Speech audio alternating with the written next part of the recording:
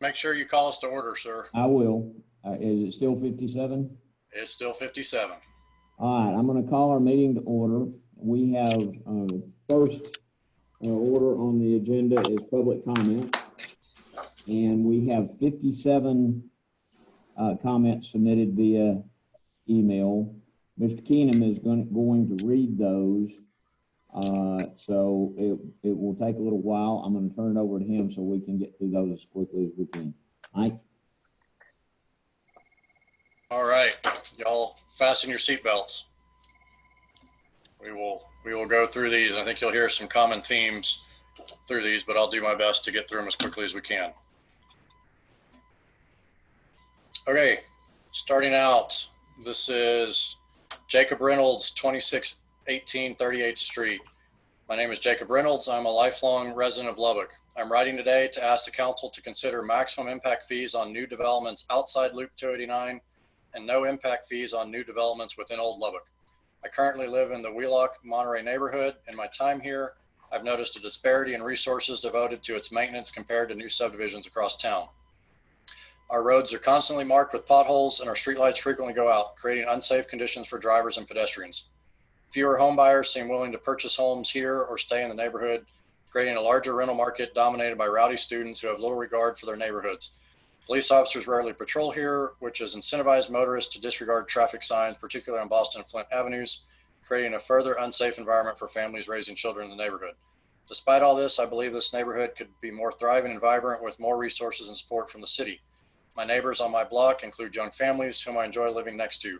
I'm close to my school and businesses owned by my friends whom I wish to support. I'm also close to lifelong friends and mentors in the Tech Terrace neighborhood.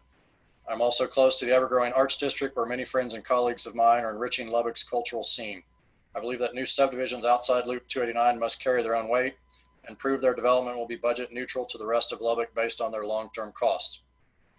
This starts with maximum impact fees across the board for new Lubbock subdivisions and none for new developments in Old Lubbock. We must view impact fees in the bigger picture of new capital improvements in the expanding city of Lubbock. It is one tool of many that we must use to stop the exploitation of Old Lubbock so we can use our limited resources for revitalization. For these reasons, I ask the council to consider maximum impact fees on new developments outside Loop 289 and no impact fees on new developments within Old Lubbock. Ann Wharton, 2618 38th Street. My name is Ann Wharton. I'm a current resident of Lubbock. I'm writing today to ask the council to consider maximum impact fees on new development outside Loop 289 and no impact fees on new developments within Old Lubbock. As a current PhD and fine arts student at Texas Tech University, I've watched my fellow students graduate and move away in search of cities with vital downtown spaces and funded art scenes. My colleagues look to Austin, Dallas, Houston, even San Marcos as they disregard the potential to be found in Lubbock due to the obstacles presented by crumbling infrastructure and systemic segregation. I stand in solidarity with the artists in North and East Lubbock and ask that impact fees on new developments outside of Loop go towards the betterment of these underfunded neighborhoods. Begin the environmental purification of Old Lubbock, starting with areas that contain low economic value industry activity so that North and East Lubbock communities can breathe and the Canyon Lakes economic potential be realized. For the great city we aspire to be, there's no room in our economy for cement, pulverizing, and simple batch plant activity in our city limits.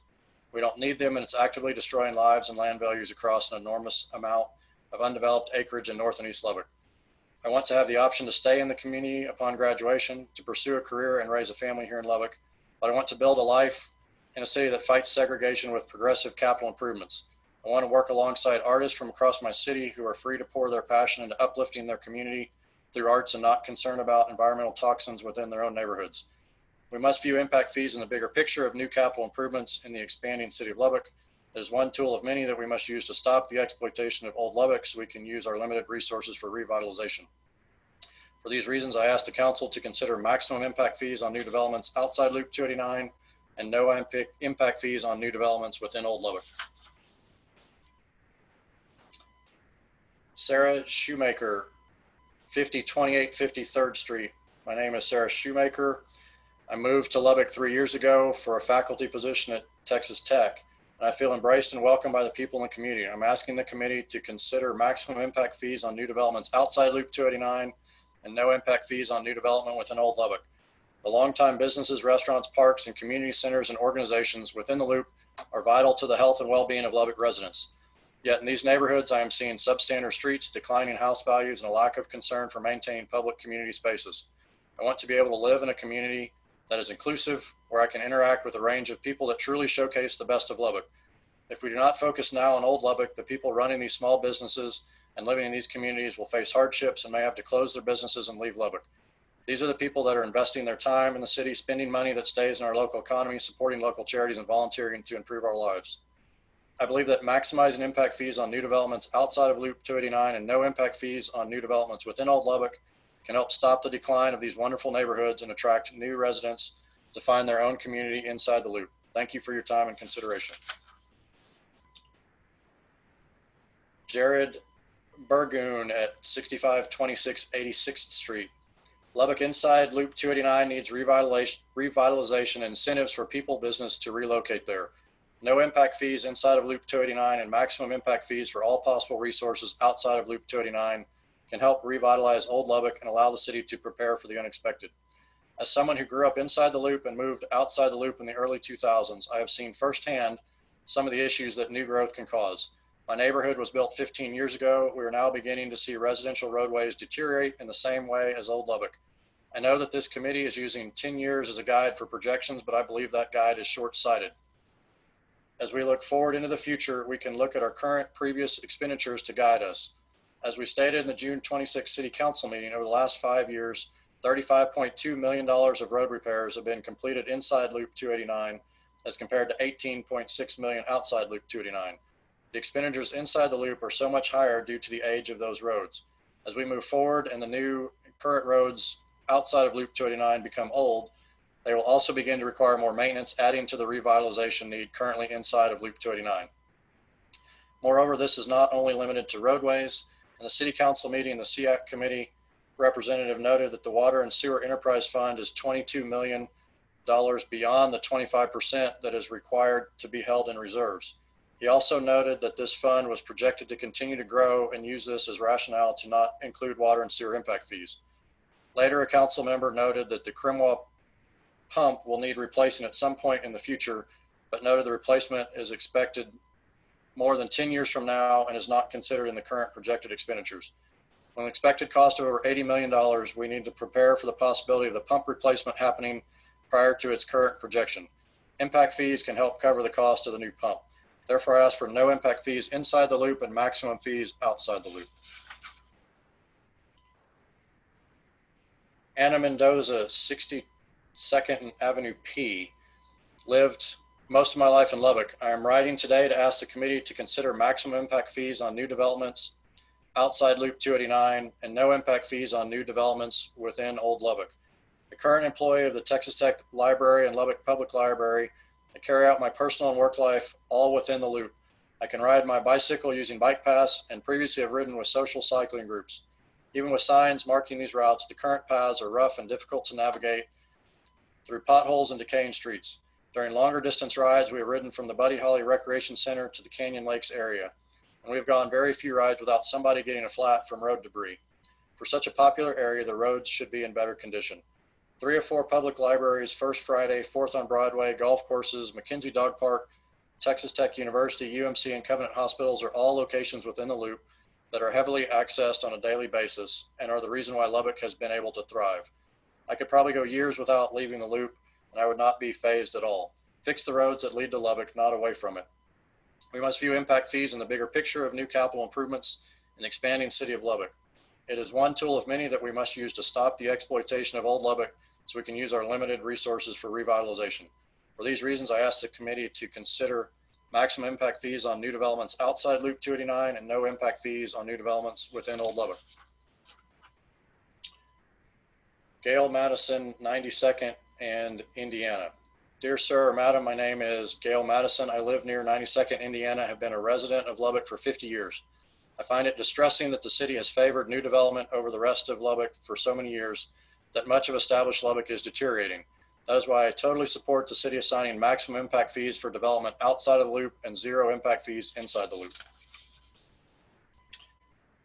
Edna Thalusma, I apologize if I'm messing up these names, resides at 1909 30th Street. I have a comment pertaining to the impact fee agenda item. I'm asking the council to consider maximum impact fees on those developing outside of Loop 289 and no impact fees for those developing inside Loop 289. I believe this is one of many ways the city leadership can support the improvement of this great city and those that live within the Loop, Old Lubbock. I grew up outside of Lubbock in New Deal, and I consider Lubbock home. I recently moved back after many years, and I am saddened by the remnants of what used to be a thriving city within the Loop. I do support progress and new development, but I also believe that the entire city should be maintained and feel new and safe. My husband and I purchased a home in District 1 because we want to make our home in Old Lubbock, and we want our neighborhoods and the schools in our area to be just as nice as those in South and West Lubbock and to be safe for all. I know the impact fees are just a small part of what leaders can do to invest in Old Lubbock. Even so, it'll be impactful, and I respectfully ask that you consider imposing maximum fees on development outside of Loop 289 and no fees for development within Loop 289. Thank you for your consideration. Adam Hernandez lives in the 7400 block of Avenue X, lifelong resident of Lubbock. I'm writing today to ask the committee to consider maximum impact fees in all categories on new developments outside Loop 289 and no impact fees on new developments within Old Lubbock. As a resident of East Lubbock for most of my life, I've lived through the effects of Lubbock's policy structure that has allowed and seemingly encourages development and investment in a steady southwest direction at the expense of citizens who neither approve of nor voted for this arrangement. It has left decay and hardship in its wake. After growing to adulthood under these circumstances, I had to watch as both my daughter's elementary schools disappeared from East Lubbock in the midst of an area of town that has suffered the brunt of Lubbock's policies for so long and still does, making the situation there more dire. When wealth is extracted from an area in this way, the devastating effects on entire families and communities last for generations. The standard of living, the pride of the community, outlooks on life, opportunities, and more are affected by those who will likely never set foot or lay eyes on these areas, specifically East and North Lubbock. It appears now that the same fate is being outlined for Central Lubbock, which will continue to suffer more and more as progress is pursued in Southwest Lubbock almost exclusively. I also believe that if developers and builders wish to continue to disproportionately build out Southwest Lubbock, that they and the area that, build out Southwest Lubbock, that they and that area should pay their own way and not extract funds from other citizens in other areas to do so, especially without the citizens voting for this arrangement. Impact fees must be viewed in a larger picture of both stopping the exploitation of Old Lubbock to fund new subdivisions and of revitalizing Lubbock into a shining example of smart growth strategies in action, creating a better future for all current and future residents. I ask the committee to recommend imposing the maximum impact fees for all categories available, which are roadways, water, wastewater, stormwater, flood control, and drainage facilities, projects outside of Loop 289, and no impact fees inside Loop 289. Tom Macarone lives at 29th between Akron and Boston, been a resident of Lubbock for about 7.5 years. I'm writing today to ask the committee to consider maximum impact fees on new developments outside Loop 289 and no impact fees on new developments within Old Lubbock. I've been bewildered in the past few years seeing vacant storefront after vacant storefront along 34th Street and in the historic downtown area, while there are massive expansions of retail space on the West Loop, Milwaukee Avenue, and 98th Street. The sprawl of the city, especially with much of it going to regions not served by public transportation and not contributing to LISD's tax base, is pulling entry-level economic opportunities out of reach of many of the people in our city who need them the most and choking off our schools, our city schools. It's also creating a city dominated by chain stores and restaurants rather than the local establishments that help make a city a vibrant place to live and help keep money in the local community. The publication of the recent disparity report has enlightened me about how easy it would be to control the sprawl. If we simply stop subsidizing growth outside the loop, and especially outside the Lubbock Independent School District, we can realign market forces with what needs to be done to help our city have a strong long-term future. Let's not allow Lubbock to become a shell of a city like St. Louis, Detroit, or Cleveland, and instead allow it to become a gem of the modern era of new city growth in America. The failing cities are the ones that have seen the largest fractions of their populations flee for suburban regions, whether enclosed within the city limits or in other municipalities. There's plenty of time to change course and help Lubbock grow in a healthy way. The well-designed traffic grid in the city allows for the density of the city's core to grow so that the 2.5% per year population growth in the master plan can be accommodated in a more sensible manner than encouraging developers to have the city swallow up Woodrow. Chad Jackson lives at 16th and Slide. Lubbock has been my home since May of 2014. I'm writing today to ask the committee to consider maximum impact fees on new developments outside Loop 289 and no impact fees on new developments within Old Lubbock. Since moving to Lubbock, I've seen the development of the West End Shopping Center, the Friendship and Lubbock Cooper school districts, and the many other projects that have taken place in the southern and western parts of our city. Meanwhile, our naturally beautiful Canyon Lake system and excellent infrastructure downtown have gone neglected. It seems the city has forsaken what could make it unique and attractive for many generations to come, and instead chosen to focus on urban sprawl growth. This type of growth disproportionately impacts the poor in our community who are forced to deal with crumbling infrastructure while watching their property taxes continue to rise, all for neighborhoods, roads, restaurants, shopping centers, and more that they will likely never get to take advantage of. On top of that, city resources are facing overextension to the point where maintaining this new infrastructure will come at a crippling cost. If we want Lubbock to remain an attractive place to live and work well into the future, we must view impact fees in the bigger picture of new capital improvements. It is one tool of many that we must use to stop the exploitation of Old Lubbock so we can use our limited resources for revitalization. For these reasons, I ask the committee to consider maximum impact fees on new developments outside Loop 289 and no impact fees on new developments within Old Lubbock. Gary Elbow, resident of Lubbock, lives at 3620 28th Street. I've lived at this address for 49 years and have seen the neighborhood transition from nearly 100% owner-occupied housing to a mix of rental and owner-occupied housing. A few years ago, I happened to be sitting next to our former District City 3 City Council representative who asked where I live. When I told him, he asked if the neighborhood was aging out. It was and is, at least in terms of owner-occupied homes. Clearly, there are many factors that contribute to this situation, but several of them are related to the tendency for new housing developments to be constructed south of Loop 289. This pattern is encouraged by concerns of young family heads with the quality of education in LISD as compared to Lubbock Cooper and Friendship ISDs, which have better reputations. It is also encouraged by the lack of impact fees charged to developers whose infrastructure costs are borne by the citizens of neighborhoods inside Loop 289. This policy has the impact of subsidizing the movement of home buyers from the city center to the suburbs. This pattern is not inevitable, as the continued viability of Tech Terrace and certain other neighborhoods such as west of Quaker Avenue and north of 19th Street demonstrate. Other cities in Texas have used impact fees to improve inner city neighborhoods, and it's time for Lubbock to join them in establishing a strong funding base for maintenance of utilities and other infrastructure inside of Loop 289. These improvements may also contribute to increasing property values and growing the LISD tax base, which will provide added funding to improve schools. Therefore, I request that the committee recommend imposing the maximum impact fees for all categories available: roadways, water, wastewater, stormwater, flood control, and drainage facilities for projects outside of Loop 289, and no impact fees inside Loop 289. Thank you for your attention to this request. Okay, I gotta pause and take a drink of water here for a second. Sorry. I'm parched. You're doing well. Hey, thanks. All right. Ginger Angstott, PhD, lives at 7002 Utica Avenue, apartment 1905, a resident of Lubbock and doctoral graduate of Texas Tech University. I am writing today to ask the committee to consider maximum impact fees on new developments outside Loop 289 and no impact fees on new developments within Old Lubbock. I currently live in the Irons neighborhood.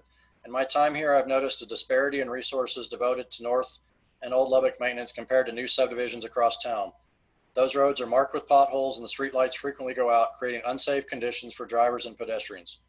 Fewer home buyers seem willing to purchase homes in Old Lubbock or stay in the neighborhood, creating a larger rental market dominated by rowdy students who have little regard for their neighborhoods.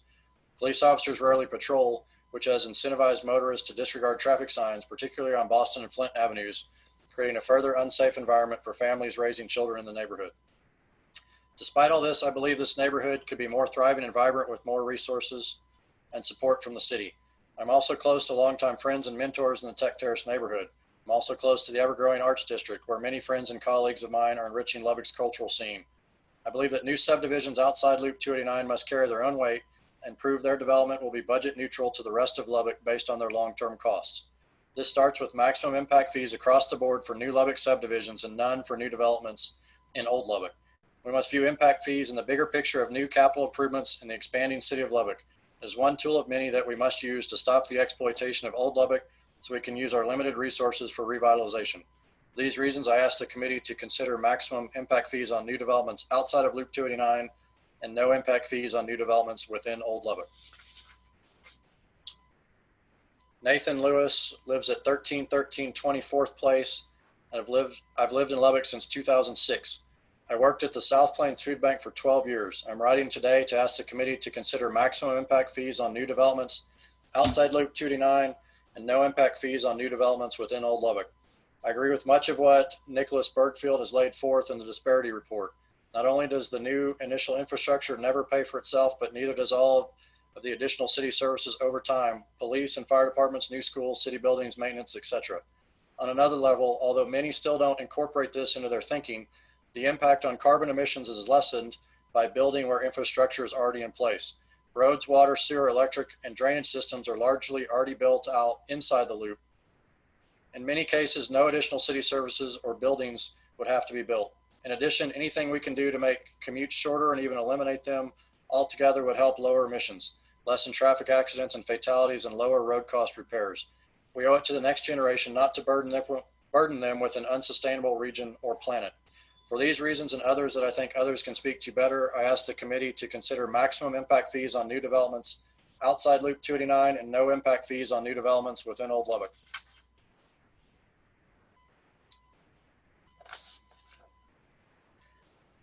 This is Jordan Wheatley representing 806 Land Group, Lubbock, Texas. At previous CIAC meetings, there have been discussions of an adequate facilities discount for paving. I highly encourage the CIAC to consider these types of discounts the same way that other cities have adopted them. The adequate facility discount / reduction was a policy decision the city of Fort Worth chose to implement to encourage infill development or to prevent leapfrog development. The city of Fort Worth wanted to encourage utilizing existing established road infrastructure. Development received a discount or reduction of 75% if their traffic authority accessed a roadway that was already built to its ultimate configuration, full width. Locally, for example, we have a residential development located within 19th Street and 4th Street and east of Upland Avenue. According to my discussions with TxDOT officials, they consider 4th Street and 19th Street to be full width immediately adjacent to our new development, Burgamy Park. We consider Burgamy Park to be an infill development because all the water, sewer, and surrounding roads are in place. The responsible criteria and feasibility of purchasing land for any development is to check on immediate road and utility infrastructure.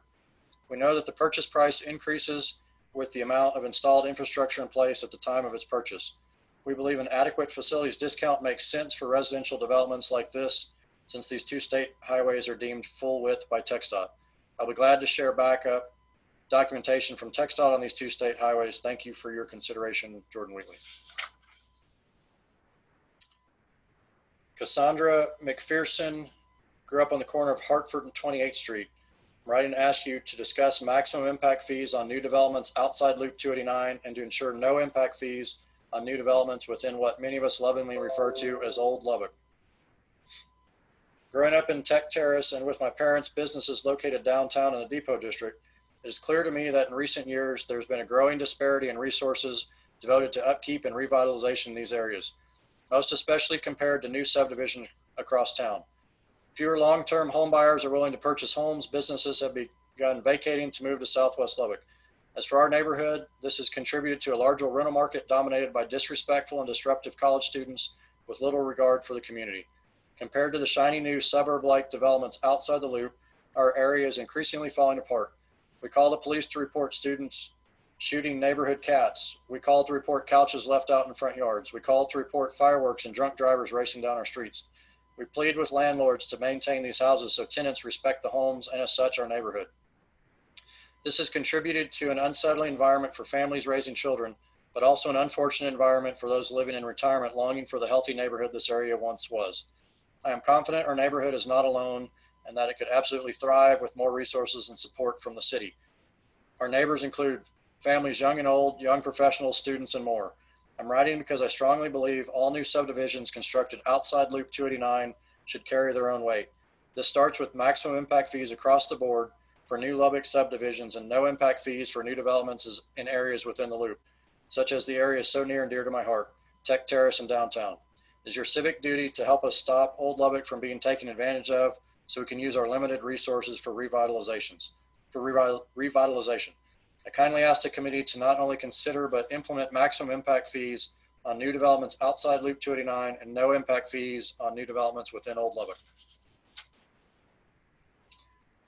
Josh Brown lives at 2416 21st Street and is a current resident of Lubbock. I'm writing today to ask the committee to consider maximum impact fees on new developments outside Loop 289 and no impact fees on new developments within Old Lubbock. As a current PhD graduate student studying psychology at Texas Tech University, I've watched my fellow students graduate and move away in search of cities with vital downtown spaces and funded infrastructure. My colleagues look to other cities as they disregard the potential to be found in Lubbock due to the obstacles presented by crumbling infrastructure and systemic segregation. My colleagues believe there is nothing that Lubbock can offer them, and thus they take their valuable training and crucial skills with them when they leave. I stand in solidarity with the residents of North and East Lubbock and ask that impact fees on new developments outside of the loop go towards these underfunded neighborhoods. Begin to revitalize Old Lubbock by starting with areas that contain low economic value, industry activity, and help to bring more valuable growth so that the Canyon Lake's economic potential can be realized. There is no room in our economy for cement pulverizing and simple batch plant activity in our city limits. We don't need them, and it's actively destroying lives and land values across an enormous amount of undeveloped acreage in North and East Lubbock. I hope to stay in this community upon graduation, but I want to build a life in a city that fights segregation with progressive capital improvements. I want to work alongside other professionals from across my city who are free to pour their passion into uplifting their community through arts and science without concern for the environmental toxins within their own neighborhoods. We must view impact fees in the bigger picture of new capital improvements in the expanding city of Lubbock. It is one tool of many that we must use to stop the exploitation of Old Lubbock so we can use our limited resources for revitalization. For these reasons, I ask the committee to consider maximum impact fees on new developments outside Loop 289 and no impact fees on new developments within Old Lubbock. Paul Hunton lives at 3805 62nd Drive and owns his own home. I've lived in Lubbock since 2011 and have raised my children here for most of their lives. I love Lubbock and I consider it home. I think it is one of the best cities in the world. However, today I feel our bright future and beautiful city are at risk of being destroyed by moneyed and special interest. I'm writing today to ask the committee to consider maximum impact fees on new developments outside Loop 289, Frankenstein, Lubbock, and no impact fees on new developments within Old Lubbock or inside Loop 289. We can no longer expect to remain prosperous, strong, and united by sprawling south and annexing land, stretching the limits of our infrastructure and budget, and pulling citizens away from our city's center. These developments, springing up seemingly overnight and built to completion, will all fail simultaneously. The roof, sidewalks, and siding will all come to end of life at the same time. More importantly, every road we build to them, every pipe laid, will also crumble at the same time. Are we sacrificing the debt obligation of tomorrow for the ribbon cutting of today? Are we considering this on the balance sheet? I don't believe that we are. I'm 37, and I hear from the generation older than me that they want a more prosperous future for their children and grandchildren. If that's true, then let Frankenstein Lubbock carry its own weight and let the developers and landowners carry the burden instead of our kids. I very rarely leave the loop. Everything I could ever want is right here, lucky me. Let's not let it all crumble in pursuit of the false promises of endless suburban sprawl. We must view impact fees in the bigger picture of new capital improvements in the expanding city of Lubbock. It is one tool of many that we must use to stop the exploitation of Old Lubbock so we can use our limited resources for revitalization. For these reasons, and with deep concern, I ask this committee to consider maximum impact fees on new developments outside Loop 289 and no impact fees on new developments within Old Lubbock. This is Ian Wilkinson, 3702 27th Street. Today I write to encourage development and upkeep of existing inner loop neighborhoods. This is a public comment for the City of Lubbock Capital Improvements Advisory Committee. I've lived in Lubbock for over 30 years.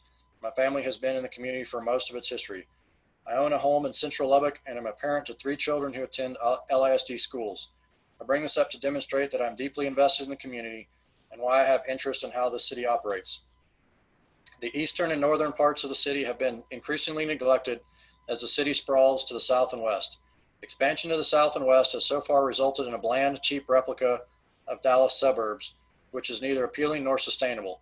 Instead of endless expansion to suit a handful of developers, The city government should work to protect the investment of the many citizens who live and work in existing inner loop neighborhoods. The first step towards protecting the citizens' investment in the community is to eliminate impact fees for development within the loop. Infrastructure is already in place to serve homes and businesses, so impact fees can be reasonably lowered to help promote and protect citizen investment in those neighborhoods. Proper upkeep of inner loop neighborhoods, especially those on the north and east sides of town, will encourage and assist citizens who have a stake in making the city better for everyone. Expansion outside the loop should be held in check until the city can demonstrate good stewardship of longstanding historic Lubbock neighborhoods within the loop.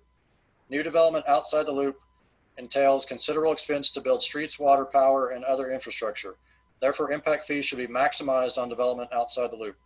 Those who only wish to expand the city for the good of the community will be glad to pay their share for connection to existing city resources. Interloop neighborhoods are vital to the character and diversity that makes Lubbock unique and wonderful. Help preserve the good character of this city by prioritizing the care and upkeep of existing neighborhoods within the loop. Thank you for your time at this meeting and for your work serving the citizens of this community. Andrew Arriaga and his family lives at 5513 18th Street.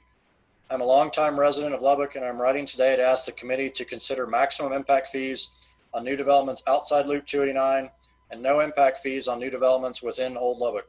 At this point in our city's development, it is only fair that the committee consider a reformed approach to reconfiguring impact fees in a way that requires the communities outside of the loop to carry their own weight. In recent years, I've found myself increasingly saddened by the ways in which Old Lubbock has been neglected in the course of the city's expansion.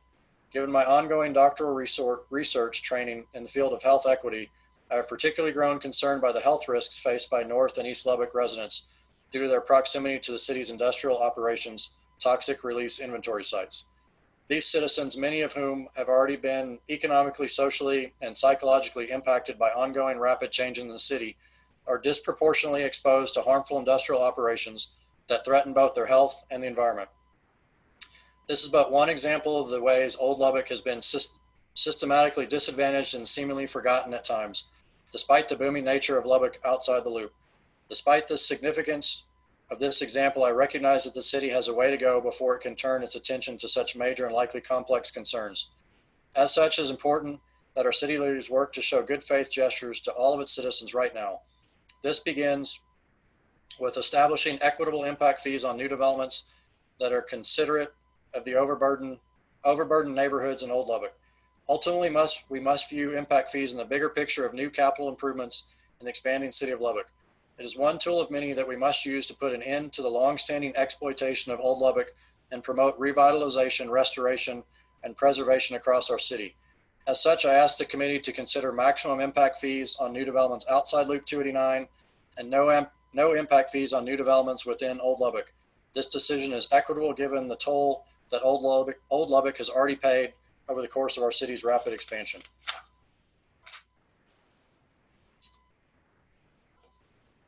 Don Holiday, 4912 63rd Street. I'd like to submit the following comments for the Capital Improvements Advisory Committee. For the last 50 years, the history of Lubbock has been a story of outgrowth and suburbanization. We have seen the emptying out of Central Lubbock as well as the neglect of North and East Lubbock. Financial resources through taxation have gone to developing new neighborhoods at a cost to the existing city. It is time to reverse that course. One way to do that is to slow the outgrowth by the imposition of impact fees on new development. This is a way in which the new neighborhoods can carry their own weight while reducing the indebtedness which the city will accept in order to fund new development. These impact fees should cover infrastructure development, sewer, streets, park space, etc. They also should take into consideration that new developments remove agricultural production. Lubbock remains fundamentally an ag-based economy, and if we continue to remove agricultural land from production, there will come a time when it will come back and bite us. The imposition of adequate impact fees on new development is not the end of the story of the renewal of Lubbock, but it is a first step. It is a signal to our citizens that we are ready to renew our existing neighborhoods, to strengthen their character and culture, and encourage the adequate funding of our schools.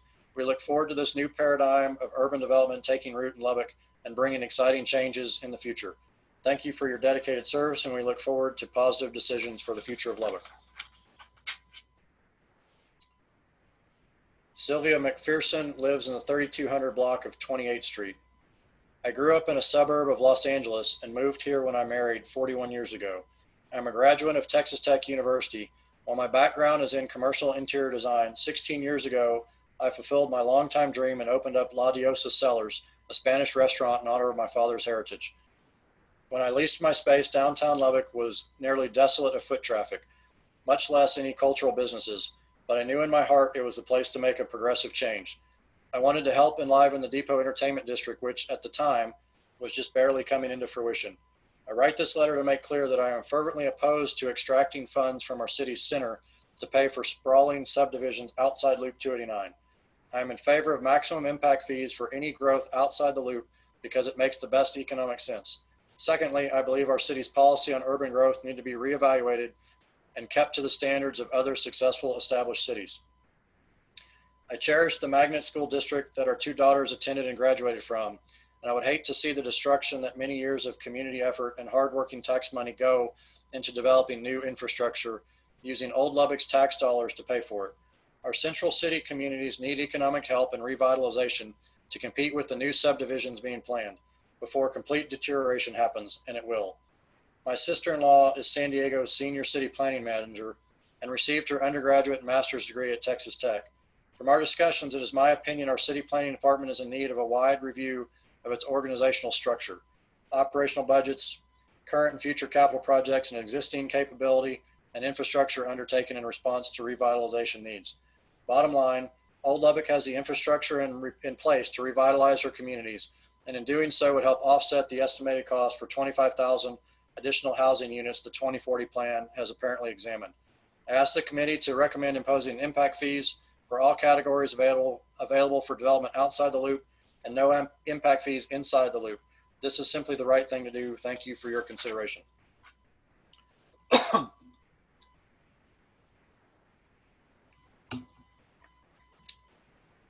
Jennifer Martinez lives at 49th and Flint. I've been a resident of Lubbock for the past 20 years, staying here after graduating from Texas Tech. I'm writing today to ask the committee to consider maximum impact fees on new developments outside Loop 289 and no impact fees on new developments within Old Lubbock. For the past 10 years, I've lived and raised my children in the Wheelock Monterey neighborhood. In my time here, I've noticed a disparity in resources devoted to its maintenance compared to new subdivisions across town. I love the location of my neighborhood and the diversity of families on my block. I believe this neighborhood could be more thriving and vibrant with more resources and support from the city. New subdivisions outside Loop 289 must carry their own weight and prove their development will be budget neutral to the rest of Lubbock based on their long-term costs. This starts with maximum impact fees across the board for new Lubbock subdivisions and none for new developments in Old Lubbock. We must view impact fees in the bigger picture of new capital improvements in expanding city of Lubbock. It is one tool of many that we must use to stop the exploitation of Old Lubbock so we can use our limited resources for revitalization. For these reasons, I ask the committee to consider maximum impact fees on new developments outside Loop 289 and no impact fees on new developments within Old Lubbock. Thank you for your time and consideration.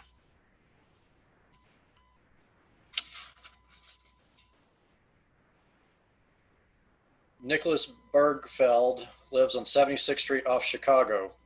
Grew up in Lubbock and went to school at Texas Tech. I'm an independent policy advisor and an author of the Lubbock Disparity Report. When I returned to Lubbock 3 years ago, it was clear that the city I loved had changed dramatically. The city had become economically segregated and its roadways in significant decline. I was surprised to learn that this degradation was being encouraged and financially supported by city policies, such as the regressive tax on utilities to create the Gateway Fund. In the report, I outline how communities are adopting smart growth approaches to development because suburban sprawl comes nowhere near paying for itself over the long run. We are seeing the effects of this inside Loop 289 already. Lubbock inside the loop has already paid enough to enable an entirely different city to be built on its fringes. These communities share very little in common with the rest of the city. They are in a separate school district, there is no public transportation connectivity, and the large suburban homes unaffordable for most of Lubbock's citizens. In addition, they encourage the exodus of wealth from neighborhoods throughout Old Lubbock, leaving degraded property values behind that impact Lubbock Independent School District. This results in a downward spiral as the quality of the schools declines, encouraging more flight from the neighborhood. We must view impact fees in this bigger picture. Lubbock needs to adopt a smart growth strategy for future development. There are many ways to achieve the estimated 25,000 additional units of housing Lubbock requires based on the 2040 plan. This needs to be rectified in a situation only more egregious that has been our tax dollars that have been used to finance this decline. I asked the committee to recommend imposing the maximum impact fees for all categories available: roadways, water, wastewater, stormwater, flood control, and drainage facilities for projects outside of Loop 289, and no impact fees inside Loop 289. We know the property tax sugar rush is only an illusion of good financial management. The new subdivisions being built outside Loop 289 will burden us all at a critical time when resources for revitalization are necessary. For these reasons, I asked the committee to consider maximum impact fees on new developments outside Loop 289 and no impact fees on new developments within Old Lubbock. Morgan Kirkpatrick lives on 77th Street off Quaker Avenue. I was born and raised in Lubbock, as were both my parents. I'm writing today to ask the committee to consider maximum impact fees for all possible categories on new developments outside Loop 289 and no impact fees on new developments within Old Lubbock. Having taught in Lubbock ISD for the past 12 years, saving our neighborhood schools is of utmost importance to me and to the families whose students attend them. It is imperative that attention and funds are given to revitalize neighborhoods in Old Lubbock in order to attract families who want to stay and support the schools that are being deserted in favor of new developments in other districts. Thank you for your consideration. Brian Camp lives 4412 14th Street. I moved to Lubbock in June 2001 to take a job teaching at TTU. Since that time, I've been impressed not only by the physical growth of the city, but also by the growth and professionalism and comprehensive planning by city leaders. Adoption of a reasonable impact fee structure is an important step in both areas of growth. A reasonable impact fee structure is a hallmark of a well-managed metropolitan area. Impact fees help align private market participants' cost-benefit analysis with the city needs identified in comprehensive planning. Impact fees help the city. First, fees help the city manage its budget. Without impact fees, the true costs of development to the city are hidden. Those true costs are more than simply the costs of needed parks, schools, roads, sewer, utilities, libraries, and public safety buildings in the newly developed area. Without impact fees, those costs would be paid for from general city funds. That would leave less money available to maintain and upgrade infrastructure in other parts of the city. Second, impact fees help the city manage development. Without impact fees, private development decisions tend to drive growth on a first-come, first-served basis. Approval of one project may preclude approval of a later project because the money ran out.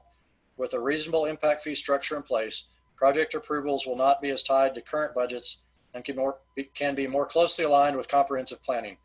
Impact fees also help developers. Without impact fees, developers face uncertainty on whether the city will approve any particular development. With impact fees in place, developers can be more certain that infrastructure needed for the new development will be provided. I am a big believer in the free market. Developers properly want profit. Impact fees make private market decisions more accurate because developers will now consider how much of the true cost of development the market will bear. Respectfully submitted. Sorry, I got a cough.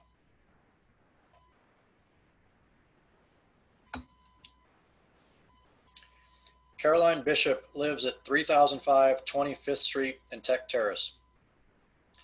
As a current resident of Lubbock, I write to ask the committee to consider maximum impact fees on new developments outside Loop 289 and no impact fees on new developments within Old Lubbock. I absolutely love living inside the Loop in Tech Terrace. My husband and I are so happy to live in a charming historic neighborhood that is pedestrian and bike friendly, with walkable access to grocery stores and restaurants and the ability to bike or walk to our jobs at Tech, me, or downtown him. And the proximity of several excellent schools makes a huge difference as we consider starting a family.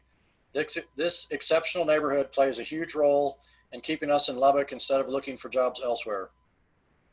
But we also know all too well that not all neighborhoods inside the Loop are created equal. Just across University, we see how Heart of Lubbock has been neglected as we watch people from several neighborhoods away stream into the Tech Terrace Food King because they live in food deserts. We were shocked when we learned that many neighborhoods still have dirt streets, and my husband goes in every day to a shuttered and blighted downtown. All of his coworkers live to the south and west so that they can avoid what they consider the unpleasant parts of Lubbock. He gets asked all the time why we should live inside the Loop. It makes me sick to think that these new subdivisions are being subsidized while others are ignored. The neighborhoods outside Loop 289 must carry their own weight and prove their development will be budget neutral to the rest of Lubbock based on their long-term costs. This starts with maximum impact fees across the board for new Lubbock subdivisions and none for new developments in Old Lubbock.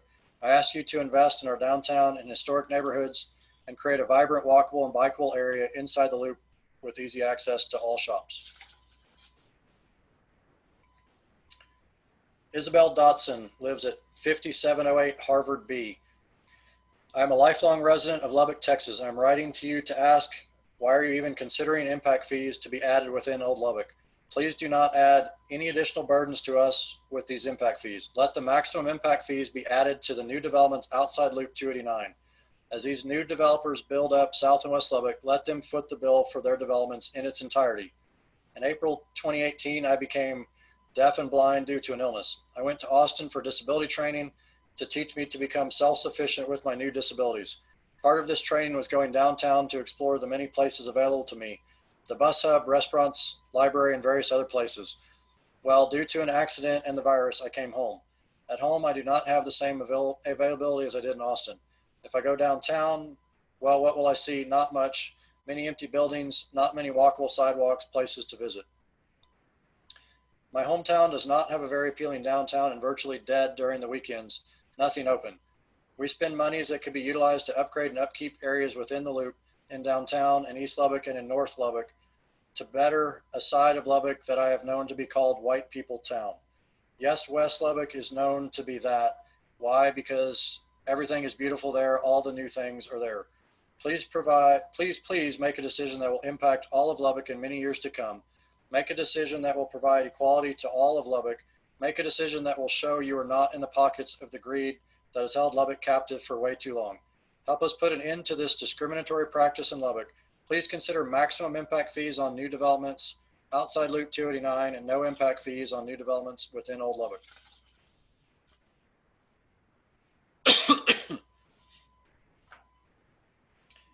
Kim Mcpherson lives in Tech Terrace. I own a winery in downtown Lubbock. Hopefully you've heard of it. I was born and raised here. I went to Monterey High School and Texas Tech. My parents were both professors at Tech. My 98-year-old mother still resides in the home I grew up, off of 56th and University. I write to you now because I would like the committee to join me in protecting and preserving these older parts of Lubbock, where I grew up and went to school, where I live now, where I've started a business. As a small business owner who chose to renovate a historic building downtown, I asked the committee to recommend imposing the maximum impact fees for all categories available for projects outside Loop 289 and no impact fees inside Loop 289. While new subdivisions multiply outside the Loop, my neighborhood and downtown community suffers. Our roadways are in decline. Code enforcement is not controlled. The city is losing money on property taxes by not enforcing codes. Property taxes are regularly contested because slumlords' properties bring down value. The litter control in our city is suspect. The downtown community sewage and water lines are a ticking time bomb. When they fail, which they will, because the infrastructure is archaic, it will be disastrous. Our downtown neighbors have no incentive to not pack up and head south. In recent years, it's become clear to me the city of Lubbock is reactive at best rather than proactive. I built Mcpherson Cellars to help kickstart downtown's revitalization and the growth of the burgeoning wine industry, one that Lubbock doesn't seem to recognize as part of our High Plains culture. Consequently, surrounding counties will eventually take the thunder away from us. Construction in the areas on the fringe of the city encourages the departure of wealth from neighborhoods and businesses throughout the older parts of Lubbock, leaving behind degrading property values and loss of business. We must view impact fees in the bigger picture of new capital improvements in the expanding city. We must stop the exploitation of old Lubbock so we can use our limited resources for revitalization. In summary, I ask the committee to consider impact fees on new developments outside Loop 289 and no impact fees on new developments within Old Lubbock.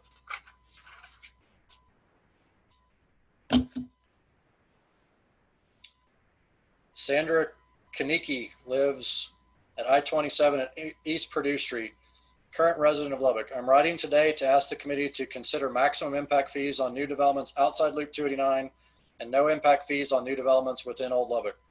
Protect and preserve Old Lubbock. I'm writing today because I feel so passionate about the need to preserve Old Lubbock. I would hate to see such and charming city lose the charm it has because investors are taking advantage of going outside Loop 289. I moved to Lubbock 8 years ago and almost decided to move away to Florida. I changed my mind because while doing my job every day, the one thing that I notice is how many people I talk to on a daily basis, how much they would say I moved back to Lubbock because of it is a very nice place to raise a family. I like the First Friday's art trails, farmers market, but the future of any city needs to have a core foundation. Downtown, any charming neighborhoods. I would love to see a neighborhood have a block by block of the best and worst housing in Old Lubbock, have a revitalization of family homes. If grants for homeowners could be available for homeowners who can apply and be granted for home improvements and block improvement plans. I've traveled to many cities in the United States. What always makes me want to return is how the city takes pride in preserving the old homes that surround the downtown and further outside until the charm meets the newer section and the pride shows. I just know this can happen here in Lubbock with some unique planning. Please help Old Lubbock survive. We must view impact fees in the bigger picture of new capital improvements in the expanding city of Lubbock. It is one tool of many that we must use to stop the exploitation of Old Lubbock so we can use our limited resources for revitalization. For these reasons, I ask the committee to consider maximum impact fees on new developments outside Loop 289 and no impact fees on new developments within Old Lubbock. Bridget Krizik lives at Indiana and 46th Street. I'm a 7-year resident of Lubbock. I'm writing today to ask the committee to consider maximum impact fees on new developments outside Loop 289 and no impact fees on new developments within Old Lubbock. I believe that it is critical that in order to create a new Lubbock, we need to carry our own weight. This concept applies specifically to new development outside Loop 289. Developers who approach the city should be held to a higher standard and should know that their startup costs include impact fees. They're applying for development here because they believe Lubbock will provide them with wealth. This wealth should not occur because of any deal on impact fees. They should carry their own weight as they hope to make money from Lubbock residents. We must view impact fees in the bigger picture of new capital improvements in the expanding city of Lubbock. It is one tool of many that we must use to stop the exploitation of Old Lubbock so we can use our limited resources for revitalization. For these reasons, I ask the committee to consider imposing maximum impact fees on new developments outside Loop 289 and no impact fees on new developments within Old Lubbock.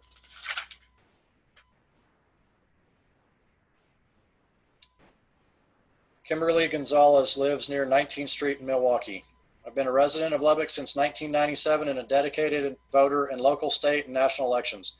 I'm a graduate of Texas Tech University, and I began my healthcare career working in the Parkway and Chapman Community Health Clinics, which are both located east of I-27. While I enjoyed my time working in both of these community clinics, I was always disheartened at the neglect and disregard the east side of the city of Lubbock received from our city government leaders and developers. I would like to ask the committee to consider maximum impact fees on new developments in South and Southwest Lubbock and no impact fees on new developments within Old Lubbock and east of the interstate. There's a lot of deferred maintenance in the older portions of Lubbock. The roads and streetlights are in need of repair, which creates unsafe situations for drivers and pedestrians. There are numerous potholes and non-working lights. In addition, flood control and wastewater improvements need to be made. These items are just a few of many that need to be addressed. The Old Lubbock is also in need of new developments, including parks, libraries, restaurants, and multicultural arts venues. The school children in North and East Lubbock need additional school resources and youth activity centers to ensure they flourish and thrive the same as a student in any school located in the South and Southwest portions of the city. In order for Old Lubbock to be revitalized and replenished, the exploitation of Old Lubbock must be stopped so that new community projects in these neighborhoods full of longtime residents can begin. These residents deserve the same opportunities in nearby community establishments as those in South and Southwest Lubbock. For the reasons stated, I ask the committee to vote for maximum impact fees on new developments in South and Southwest Lubbock and no impact fees on new developments within Old Lubbock. Thank you for your time and for allowing the citizens of Lubbock to use their voices. Jamie Seal lives at 103rd and Orlando Avenue. I'm a Texas Tech graduate and my family has been back in Lubbock for 17 years. Although my family has financially benefited immensely, I might add, by the housing development industry in Lubbock, primarily by building homes outside of the Loop, I feel very strongly that it's time to change the status quo in order to benefit all Lubbock citizens. I am writing on my own behalf to implore the committee to impose maximum impact fees on new development outside of Loop 289 and no impact fees on new developments within Old Lubbock. The bottom line is that this is the only way to preserve the future of the city of Lubbock for all of our current residents and future residents in a fiscally and morally responsible manner. It is way past time for the ever-expanding southwest areas of new development in Lubbock to pay our own way. As a citizen who has much to lose financially by advocating for this policy, I firmly believe that Lubbock must take this step to preserve the future of our city. Thank you in advance for your consideration and for doing the right thing by implementing this equitable policy. Jasmine Cruz lives on 69th Street and Avenue U in District 2 inside of Loop 289. Lived there for over 20 years. I'm a lifelong resident of Lubbock, and I'm sending you this letter in the hopes that you would consider no impact fees on any new developments in Old Lubbock and maximum impact fees on new developments outside of Loop 289. As I said, I have lived in my house for over 20 years. I grew up in it as a child and was fortunate to be able to buy the home as an adult. My neighborhood does not look like it did 10 or 20 years ago, and it is not for the better. Our community looks run down, and I know that it is not considered to be a desirable place to live. There are roads and intersections near my home that I complained about when I was 16 years old driving my first car, and to this day those intersections remain untouched by our city. I do not feel like my neighborhood has been given the attention it deserves. I'll admit that Bayless Elementary and Atkins Middle School have received some nice outdoor equipment that was not available to me when I attended elementary school, but beyond the schools, nothing has been done to continue to keep my neighborhood thriving. With West Lubbock's rapid expansion, it is difficult to not feel forgotten and neglected in my neighborhood. We deserve more. There's plenty of work to be done within the Loop and within my community, but builders need incentives to build and revitalize. Please consider maximum impact fees on all new developments outside of Loop 289. Nick Harpster lives at 61st and Avenue T. Been a resident of Lubbock for the last 12 years. I'm writing today to ask the committee to consider maximum impact fees on new developments outside Loop 289 and no impact fees on new developments within Old Lubbock. I currently live in the Bayless Atkins neighborhood, and over the years, I have seen maintenance dwindle as new subdivisions get top-notch attention. Our roads are eroding and potholes are not fixed properly, with quick patches rarely lasting a month or two before it's back to even worse potholes. Our sidewalk system is in complete disrepair in many areas and non-existent in many others. There are many elderly, disabled, and families with young children in the area that need proper sidewalks to be safe. Instead, many are forced into the streets to have a relatively stable place to walk, especially when it rains and the dirt paths turn into mud pits.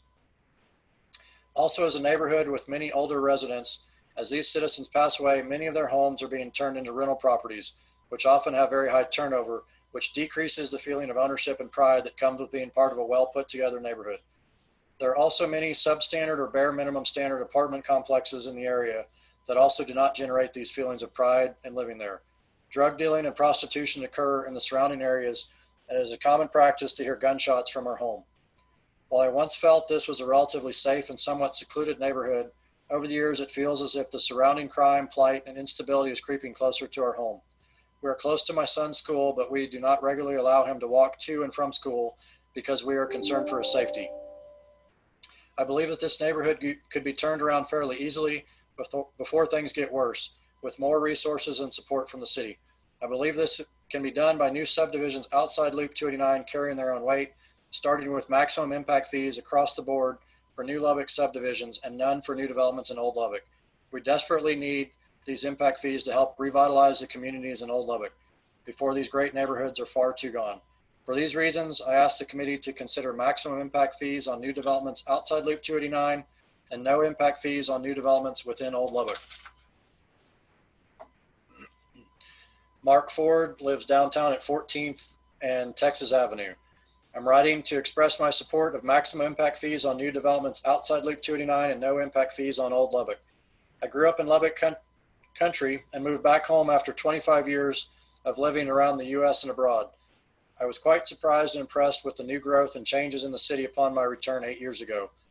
I choose to support as many local businesses as possible, and 90% of them are within the Loop. Growing up here, 34th and 50th Street were the main business corridors, and that is an area that sadly has been neglected. There is an increasing number of people and demand to live in more urban or in-town neighborhoods.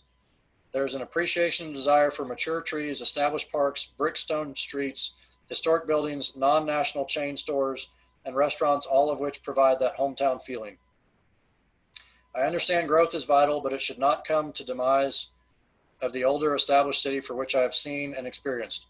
It's not sustainable to keep taking money from Paul, Old City, to pay for Peter, who does not live here yet. When purchasing my old house in Old East Dallas 20 years ago, I had to get certification that the lien put on the house to pay for paving the alley was clear before I could purchase. If not, was my responsibility. New residents will still have to buy new homes, and the cost for city services should be paid by them, not existing residents in older neighborhoods. I would like money to be directed to maintenance, development, and revitalization for the areas which have always defined and made Lubbock, Lubbock. Therefore, please consider for maximum impact fees on new developments outside Loop 289 and no impact fees within Lubbock, within Old Lubbock.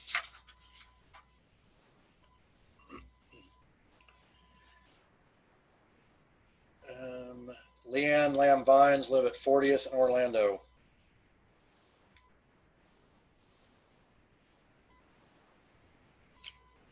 Long-term resident of Lubbock and member of the past CPAC and the current CPOC. I believe this movement to revitalize Lubbock's inner and older neighborhoods is taking us in the direction that will bring about prosperity and quality of life for all of Lubbock's citizens, visitors, and future residents, while also addressing past and present mistakes. Impact fees should be maximum allowed fees for new development outside the loop and should not be imposed at all on new development inside the loop. Using collected funds from citizens of these older parts of the city to develop new neighborhoods with the best to offer to those residents able to afford high dollar homes is injustice to Lubbock's heritage and citizenry. The result of doing so is a portion of Lubbock being less attractive to visitors and potential citizens when they enter the city from the airport. Still neglected and polluted historically and currently de facto segregated neighborhoods, degrading neighborhoods elsewhere and resulting property value decay. Since living in my neighborhood, I have seen water line breaks happen several times near my home, park infrastructure taken down instead of maintained, Indiana Avenue repaved only to have chunks coming out less than a year later. I have experienced Quaker Avenue as a river during a flood, though that is now mitigated by a very expensive drainage project. I also know that latest new developments will require such projects in the future. The resources that have been extracted from Old Lubbock to build New Lubbock, not accessible to many citizens, should now be redirected to remove toxic industrial activities, revitalize those neighborhoods, maintain existing infrastructure, and revamp main corridors in Old Lubbock that will create vibrant pedestrian and bicycle accessible shopping and living centers for the city. This use of funds will make all of Lubbock an attractive and clean place to live. Smart growth patterns will allow for retribution of past city sins while honoring Lubbock's heritage, spurring the city's growth, increasing property values, and better managing city budgets, reducing citizens' tax burdens. I ask you to recommend maximum allowable impact fees on new development outside Loop 289 and none inside the loop.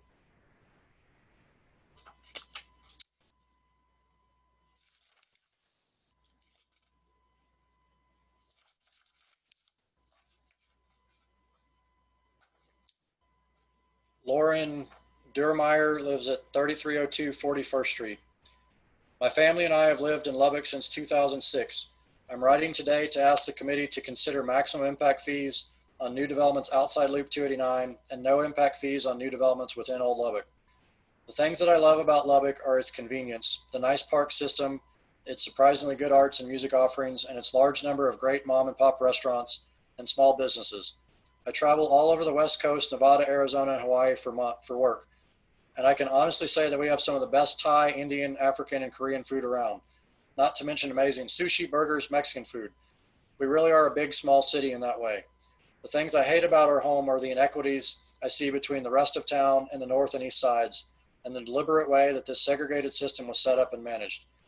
We are failing a large part of our citizens, and we are not properly using and appreciating the great resource of the Canyon Lakes area.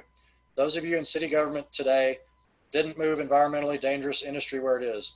You did not personally redline to keep non-white people on their sides of town, but it happened and it's still lingering.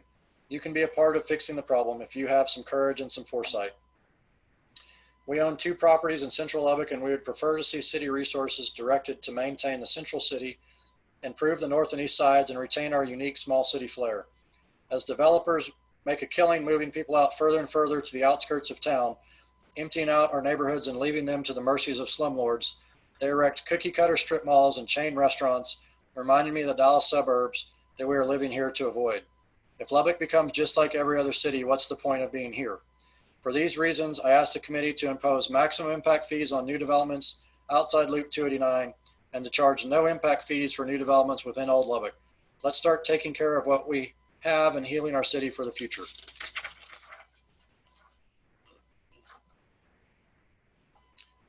Jim Beck resides at 5632 Duke Street since 1995.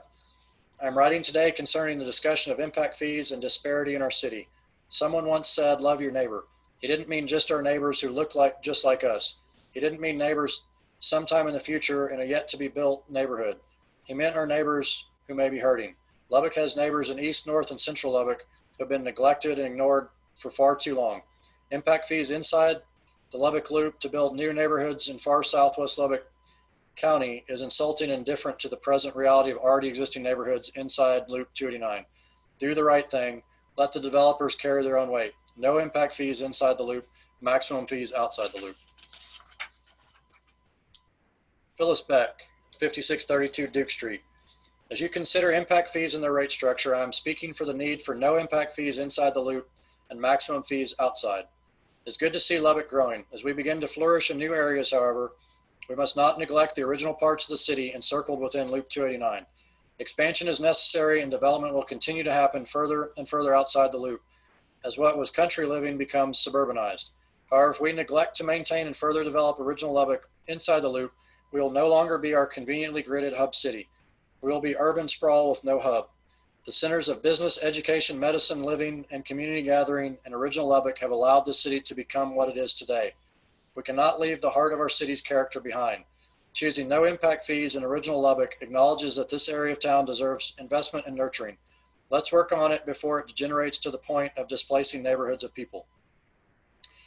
Development on the east side of original Lubbock has been the most neglected through the years because of the history of redlining and segregation. It seems the U.S. as a whole is finally admitting that our nation has not allowed people of color equal opportunities. During this time of national consciousness that our city, state, and national structures have failed this significant part of our population, your decision to put no impact fees on original Lubbock can be a part of the jumpstart needed for deserved restoration and redemption to these neighborhoods on the east side. In considering development in this area, we must consult with the neighborhood to understand what the needs are. Development obviously comes with a cost. Maximum impact fees outside the loop can provide needed infrastructure that development in new areas requires. I thank you for your service to our community, and I ask that original Lubbock not be left out of Lubbock's vision for future growth. Jennifer Mora lives 1900 block of 52nd Street. I'm a 37-year resident of Lubbock, live in District 2, own a business in District 3. My children go to school at Lubbock High, and I work downtown. I am concerned with the lack of investment inside Loop 289. New areas need to pay their own way instead of being a financial burden that will further cause the destruction of Old Lubbock. One strategy to change this foreseeable trajectory is to utilize impact fees. By assessing zero impact fees inside Loop 289 and maximum outside Loop 289, including sewer and water, we can encourage growth and revive our community. Daniel Bontempo, current homeowner resident of Lubbock, living in the 5700 block of 14th Street. I'm writing today to ask the committee to consider maximum impact fees on new developments outside Loop 289 and no impact fees on new developments within Old Lubbock. Since moving to Lubbock in 2015, I have perceived sprawl south of Loop 289 and along Milwaukee. I think the future is sustainable communities with lower carbon footprints. Smart cities are limiting sprawl while developing mixed-use neighborhoods with a variety of living, dining, and shopping options. Mass transit and bike-friendly are part of the solution. Diversity is part of the solution. Revitalizing neighborhoods is smart and fosters more social justice. We must view impact fees for roads, water, sewer, and storm runoff in the bigger picture of capital improvements for the expanding city of Lubbock. As Lubbock grows and develops, there are opportunities to offset racial and class injustices of past decades by fostering the revitalization of Old Lubbock, impeding white flight, and promoting a more sustainable community. New outward sprawl should pay for itself and not continue to exploit Old Lubbock by draining resources, as outlined in Nicholas Bergfeld's Lubbock Disparity Report. Maximal impact fees on new developments outside Loop 289 and no impact fees on new developments within Old Lubbock is one strategy of many that we must use to stop the exploitation of Old Lubbock so we can use our limited resources for revitalization. For these reasons, I ask the committee to foster long-range, sustainable, and just development by considering maximum impact fees on new developments outside Loop 289 and no impact fees on new developments within Old Lubbock.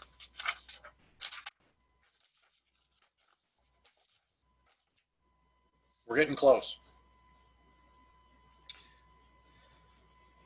Casey Chestnut, 65th and Indiana, native of Lubbock, and I'm currently a formulation chemist working on a major project here.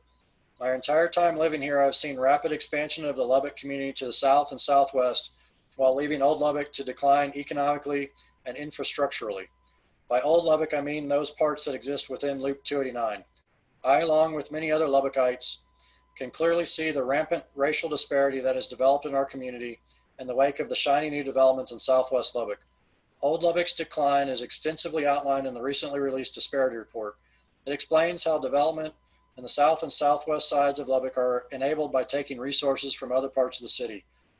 I would like to strongly advocate the need to include impact fees as part of a comprehensive view when examining Lubbock's expansion to the south and southwest. This leaching growth is fed by a regressive tax on all of Lubbock's citizens.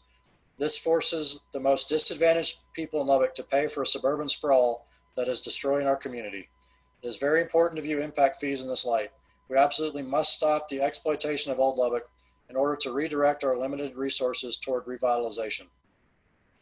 I understand that new subdivisions will bring in property taxes, but that will not carry the weight of eventual maintenance costs. The same maintenance desperately needed in many Old Lubbock communities, which isn't being received because our resources are being depleted to benefit the suburban developments. For these reasons, I ask the City Council to impose, this is all bold and in caps, maximum impact fees on new developments outside the loop and no impact fees on Old Lubbock developments.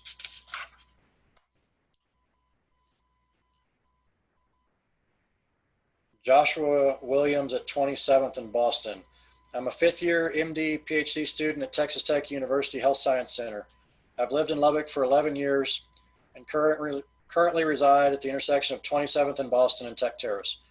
I'm writing you today along with many other proud Lubbock residents to ask you to consider maximum impact fees on new developments outside of Loop 289 and no impact fees on new developments within Old Lubbock. The economic well-being of my fellow Lubbockites is directly tied to their health, something I care deeply about. Thank you very much for hearing us.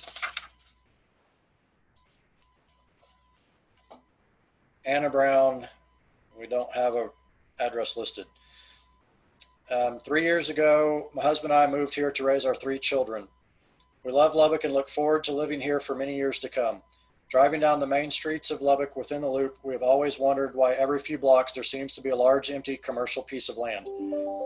It is such a waste of space that I fear will never be utilized because of the current growth outside the loop, specifically towards the southwest. We're also very saddened as we drive through downtown Lubbock and the vast amount of abandoned buildings. They're a big eyesore, and I'd love for the city of Lubbock to revitalize these parts as they have so much potential. I ask that the members of the Capital Improvements Advisory Committee consider imposing major impact fees on new developments outside Loop 289 and zero impact fees on developments within Old Lubbock. This will incentivize builders and small business owners to look for growing within the loop rather than spreading our city's resources thinner and thinner the farther out we grow. Please look at the bigger picture and understand that Old Lubbock is worth saving. We have the resources, we just need to invest them in the right places. And I submit that revamping our neighborhoods and community structures within the loop is where that investment should be. Paul Björk. I live at 26th in Boston. I'm a longtime homeowner in Lubbock. I'm writing today to ask the committee to consider maximum impact fees on new developments outside Loop 289 and no impact fees on new developments within Old Lubbock.